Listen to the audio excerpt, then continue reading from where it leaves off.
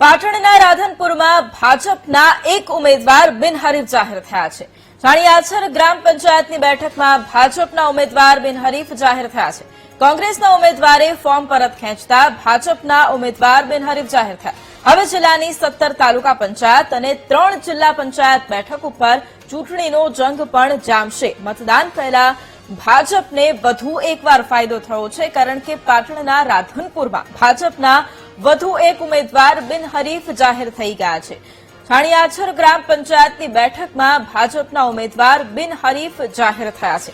કોંગ્રેસના ઉમેદવાર જેમણે ફોર્મ પરત ખેંચ્યું છે અને જેના કારણે ભાજપના ઉમેદવાર બિનહરીફ જાહેર થયા છે।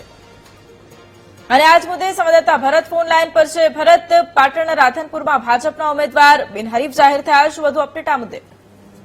ચોક્કસથી વૈભવી, સ્થાનિક સ્વરાજની ચૂંટણી યોજાય તે પહેલા ભાજપને બે સીટોની અંદર સફળતા મળી છે। પહેલા જે રીતે સંકેશ્વર તાલુકાના કુંવર ગામની અંદર એક સીટ બિનહરીફ બની હતી, ત્યારે હવે રાધનપુર તાલુકા પંચાયતનું જે છાણિયાદર ગામ છે, છાણિયાદર ગામની અંદર ગઈકાલે ફોર્મ ચકાસણીના સમયે કોંગ્રેસના ઉમેદવારે પોતાનું ઉમેદવારી પરત ખેંચી લેતા છાણિયાદર જે તાલુકા પંચાયત સીટ છે તે બિનહરીફ બની છે। જેની અંદર જે ઉમેદવાર છે ભજીબેન હરેશભાઈ આહિર નામના જે મહિલા ઉમેદવાર હતા તેઓ બિનહરીફ બન્યા છે। એટલે કહી શકાય કે સ્થાનિક સ્વરાજની ચૂંટણી યોજાય તે પહેલા અત્યારે પાટણ જિલ્લાની અંદર 2 તાલુકા પંચાયતો ભાજપના ફાળે ગઈ છે। એટલે કહી શકાય કે ભાજપનો ભગવો અહીંયા લહેરાતો જોવા મળી રહ્યો છે, કારણ કે વર્ષોથી અહીંયા જે સ્થાનિક જે રાજકારણ છે તેની અંદર જે ભાજપ છે તેની બહુમતી આવે છે, ત્યારે સ્થાનિક સ્વરાજની અત્યારે જે ચૂંટણી યોજાઈ રહી છે તેની અંદર અત્યારે 2 સીટો અત્યારે ભાજપના ફાળે ગઈ છે।